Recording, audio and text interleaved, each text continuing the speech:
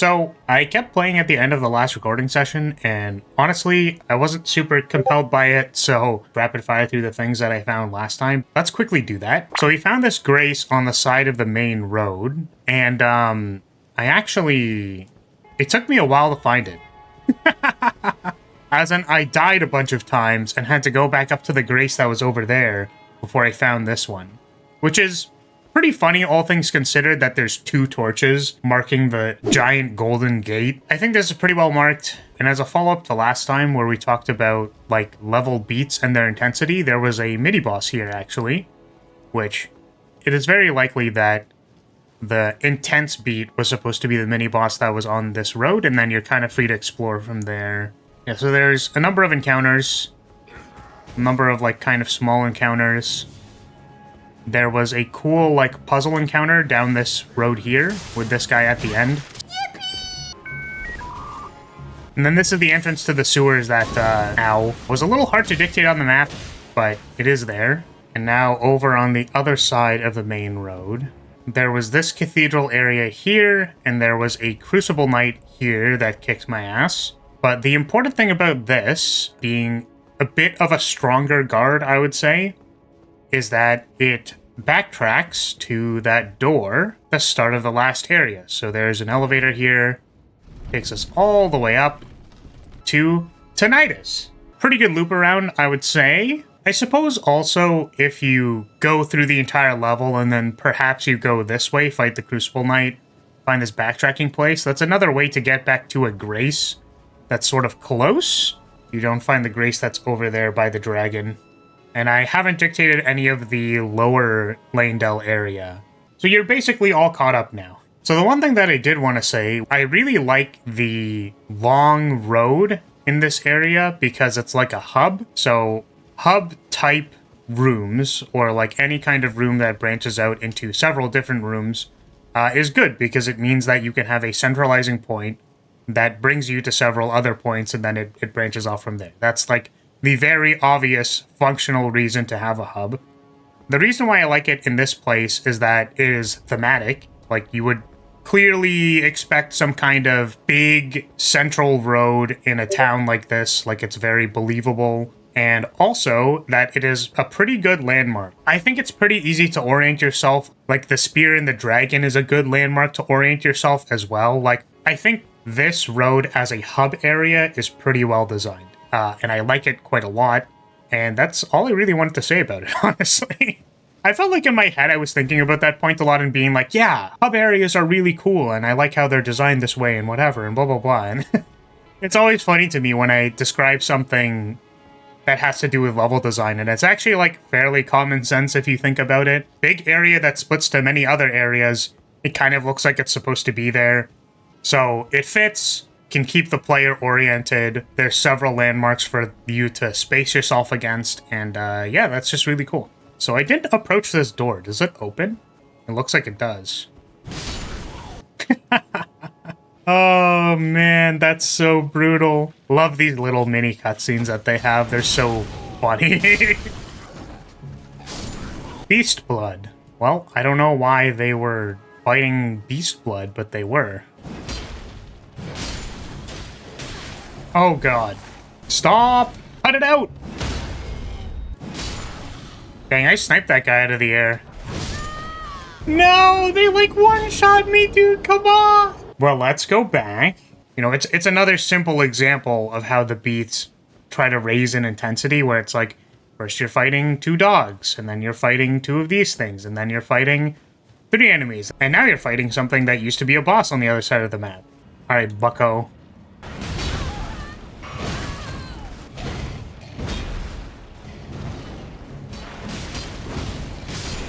Oh boy. Get our runes back. Perfume bottle. That was a fun little path. Go the other way. Is there an ambush here? This seems like an ambush. Oh my god, wait, they're chunky. Why are they chunky? Oh, poor baby is simping for some statue. I would never do that. X-Go, give it to you. Got the drop shot on him. Apparently I can summon here. Yeah, I'm guessing this is just because there's a lot of enemies here. Okay. And where does this go? Are they gonna give me a grace so that I can come back here? Because I don't necessarily want to deal with this right now. Bruh. Well, I died.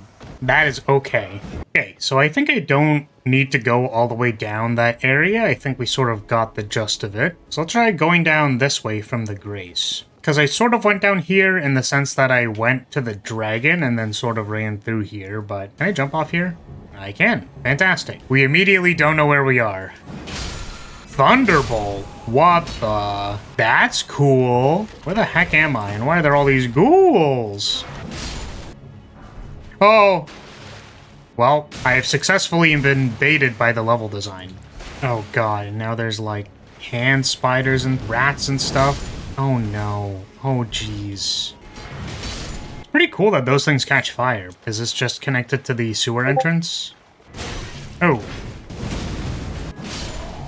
Okay, where is this? Oh. Oh, we have one of these. How lovely. Oh god, no. Oh, where did you come from? Bro, what the? Bro, come on, man. Whew. Golden Seed. I love fighting a big giant worm monster, and after you hit it for a while, it gives you its giant golden seed. Hey, yo, what the? So wait, what's in there? Oh, single torch.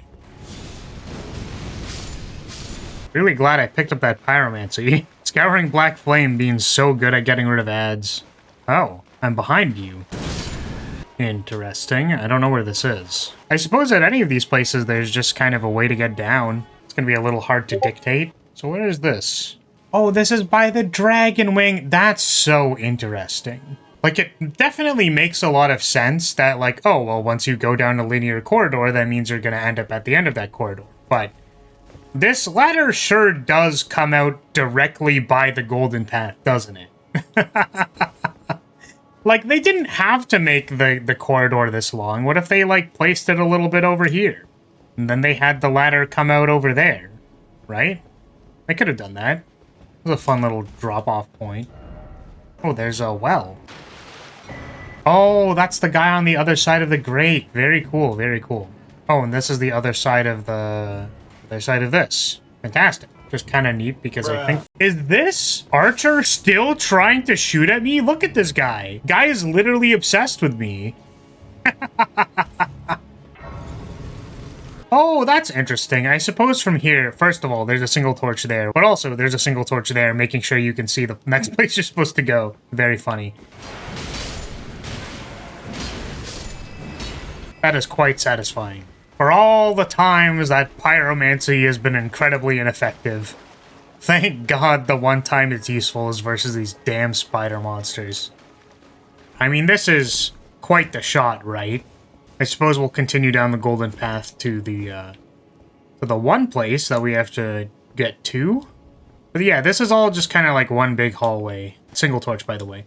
I think it's fairly reasonable to assume that the player would not have their lantern on here because they were just in a very well-lit area, so I think that crack of lighting and also the torch is good. Just to make sure we know there's something at the end of this hallway, otherwise there's a chance that somebody would turn around and just jump. Can I sneak attack you? Back shots. And there's a grace here. So this loops back around. You wanna know what's funny about this is I actually recorded myself doing this jump like 20 times because I died. There is something interesting about this that I guess I want to point out before we wrap up, which is that, like, I think the idea that you can just kind of jump down and go to whatever the lower floor is, and then, like, this level really is encouraging you to take jumps off of railings and, you know, find the secrets that are below. Because you can do it there, we could do it at the very start over there where we could jump onto the rooftops, we could do it at the elevator where you could jump off and then you end up in another section. You can jump off there. You can jump off by that grace point over there. And you can jump off here and you can fail the jump about 70 times over. You could say that jumping is like a verb that is not difficult. Like every player knows how to jump, right? But an affordance is something we can do with the jump. So it's like a mental connection that the player makes with a particular thing. So I can afford a door opening, but if we look at that door over there that's glued shut, I would not afford that door opening. So there's like a mental thing in my head where I understand that I can or cannot open a door. whether or not I afford a door opening or not depends on the context of what's been given to me. So I think that this level actually does a really good job of affording the lower areas jumping down, if that makes sense. So, like, you can jump anywhere in Elden Ring. You can jump down in several places in Elden Ring. But I think that this level does a really good job of saying, you can jump down here and then find more level to do stuff. And I think that's really important because I think it permeates basically this entire area.